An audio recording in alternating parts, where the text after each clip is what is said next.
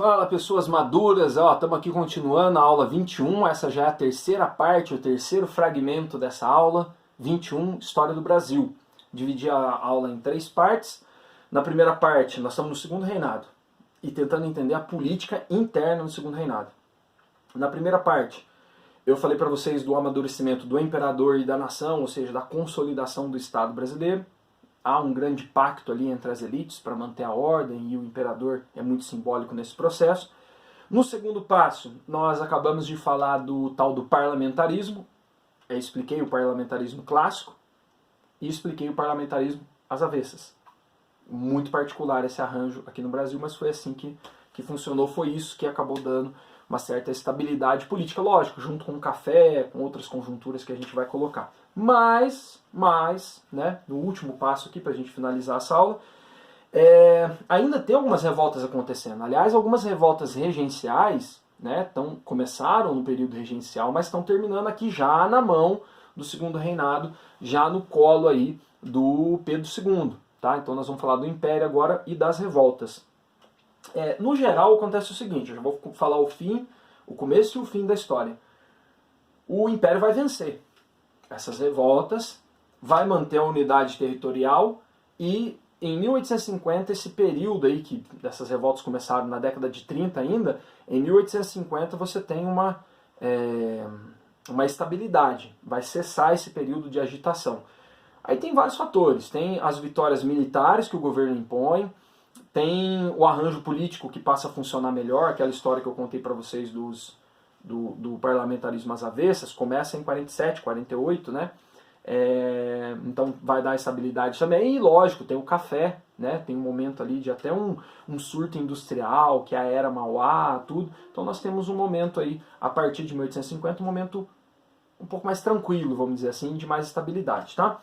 Eu coloquei aqui algumas coisas que estão terminando, né, no segundo reinado. A cabanagem os últimos execuções ou capturas estão acontecendo aqui, ó.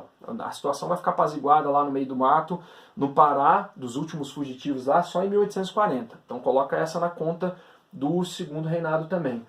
Em 1842, teve uma série de revoltas, principalmente Rio, Minas e São Paulo, Sorocaba e tal, que ficaram conhecidos como revoltas liberais. Lembra aquele jogo que eu contei para vocês, que o imperador vai lá e aí dissolve o parlamento, e aí tira os conservadores, põe os liberais, ou tira os liberais e põe os conservadores. Na primeira vez que esse jogo aconteceu, e nem tinha ainda lá a figura do primeiro-ministro e tal, mas na primeira vez que tem umas eleições ali que troca, quem coloca o Pedro II no poder são os liberais, mas em 42 eles saem, vai ser dissolvido ali através tem eleição, lógico, né, em 1840, mas o parlamento vai ser dissolvido, e aí o parlamento deixa de ser liberal e passa a ser conservador, aí os liberais reclamam. Demora um pouco para eles se ajustarem nesse jogo, né? Então isso vai acontecer em 42, algumas revoltas liberais, o governo tem que descer o cacete nessa época.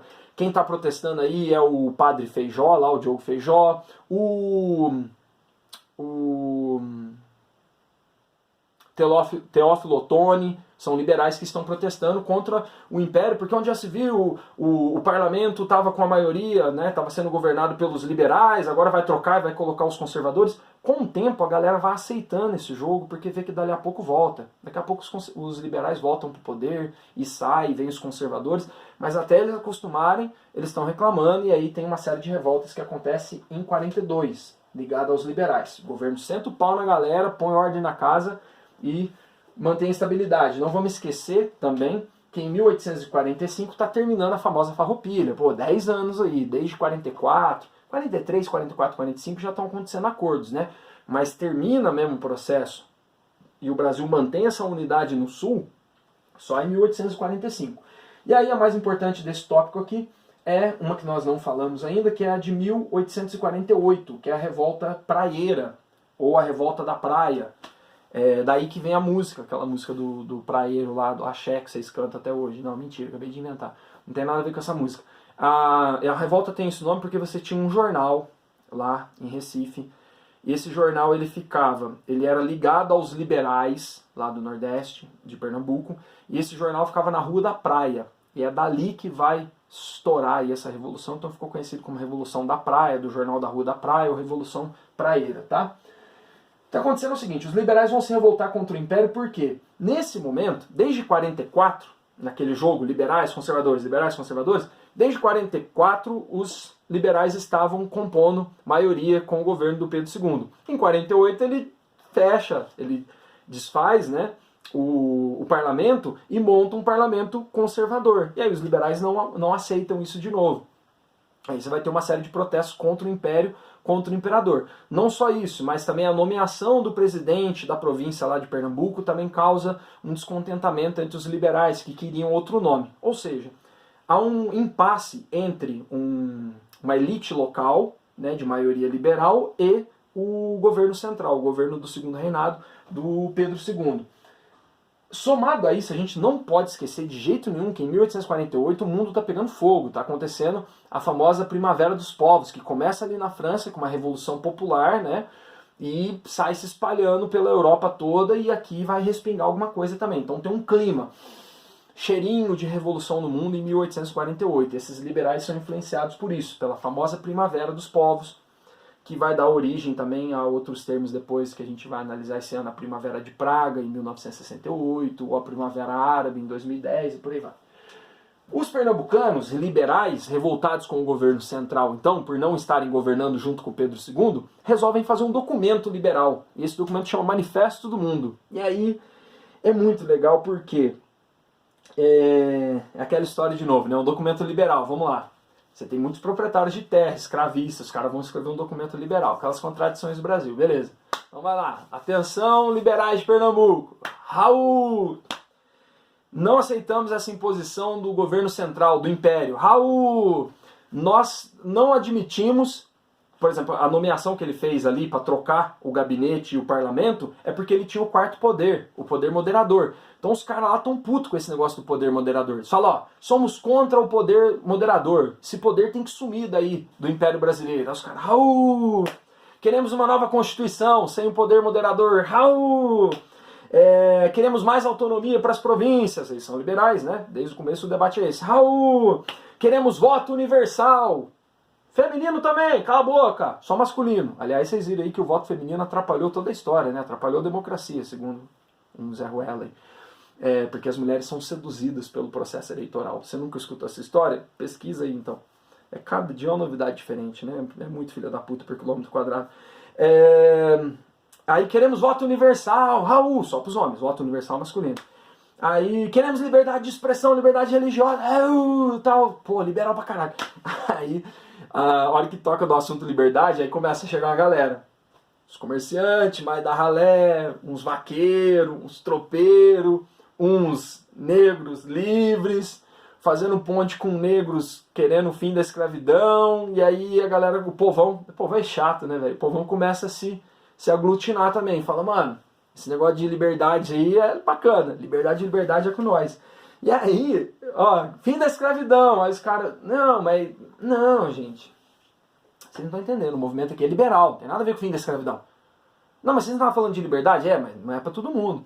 E aí o movimento começa a se dividir, porque a elite fica com medo da participação popular, enfim. Aí cada um olhando para um lado, é fácil do governo central chegar e sentar o sarrafo na galera, né? Você tem medo, você tem divisão, o movimento se enfraquece, se fragmenta, não chegam num consenso ali de qual projeto de Brasil eles queriam, né? Lógico que tem um contexto revolucionário do ano que isso está acontecendo, e os últimos entraves ali, ó, a Revolução Praeira, ou a Revolta Praeira, melhor dizendo, ela vai em 1848, 49 e 50, as últimas fumacinhas ali, 49 virando para 50, né? O governo faz uma repressão fodida lá, contra os revoltosos, e com o fim com essa vitória do Império, com o fim dessa revolta lá, em Pernambuco, aí essa seria a última revolta que aconteceu no Segundo Reinado, pelo menos fechando esse período de agitação dos anos 30, dos anos 40, né? Daqui a pouco vai ficar tudo agitado de novo, da Guerra do Paraguai para frente, o bicho pega. Mas agora, na próxima aula, a gente vai viver um momento de estabilidade, vamos dizer assim. De 1850 a 1865, vai ser um período interessante. A Guerra do Paraguai vai ser um divisor de águas aí na análise do Segundo Reinado, mas vai começar um período interessante da nossa história daqui para frente, tá bom? Então essas revoltas aqui são todas reprimidas, sufocadas e vencidas pelo governo do Império. E o Dom Pedro II, já nesse momento aqui, já está mais maduro, né, com 26 anos e tal, para fazer 26 anos, então já está casado, já tem uma filha, né? A Teresa Cristina chegou para o casamento em 1843, 4 anos mais velha que ele, tá tudo certo, tudo rolando. Tudo bem, moçada? Fizemos aqui então três passos, né? Que eu coloquei 4 aqui, mas nós falamos das barbas do imperador, esse amadurecimento político do Brasil, a consolidação do Estado brasileiro, junto com essa ideia do imperador que também está ficando maduro, também está tendo barba para impor respeito. É uma questão simbólica, tá? Não é, tem a questão da imagem, né, da construção, mas é uma questão simbólica aqui. E aí você tem a explicação que eu dei sobre o parlamentarismo, as avessas. A gente inventou um sistema de governo muito particular, que pelo poder moderador, o imperador Dom Pedro II ele consegue atender quando convém os conservadores, e aí pode fechar o parlamento e atender os liberais, fecha o parlamento e atende os conservadores, e isso 37 vezes ao longo do segundo reinado. É o que dá estabilidade política, é o que dá jogo de cintura, vamos dizer assim, para o governo. Já que o povo não vota mesmo, então ninguém vai perceber que nós estamos negociando aqui, a elite está negociando, está disputando o controle do Estado. E o imperador é só um intermédio ali para que isso aconteça, e ele faz muito bem isso. Tem uma habilidade também pessoal dele envolvida nisso que a gente não pode descartar. E aí falamos das últimas revoltas que tiveram agora nos anos 40, já no segundo reinado, né? Ainda no segundo reinado. A última delas, a Revolta Praeira, naquele contexto de 1848, Primavera dos Povos e tal. E agora vai dar para dar uma respirada, e aí nós vamos ter uma aula 22 aí, um pouco mais calma, vamos dizer assim. Calma depende para quem, né? Para quem é escravo aqui, a coisa tá ardendo pra caramba ainda. Tudo bem, espero que com isso tenha ficado mais fácil né? A gente analisar e compreender a organização política do segundo reinado, como é que funcionava essa organização política, junto, lógico, com os seus significados históricos, com as transformações, as relações de poder entre o imperador e os partidos políticos no período. Um pouco dessa ideia da gente esperar um salvador da pátria, né? Esse personalismo da política tem muito a ver com a história do Dom Pedro, né? É o cara que governou por mais tempo o Brasil. São quase 50 anos de um governante só. Isso nunca aconteceu. Quem chegou mais perto disso foi o Getúlio, né? Com 15 anos. E depois o Lula e o FHC, né? Isso tirando o regime militar, mas com vários presidentes e tal. Beleza, moçada? Então esse foi o rolê da aula 21. Brasil e Império, segundo reinado. Falamos hoje da política interna. Muito obrigado pela atenção de todos. Valeu!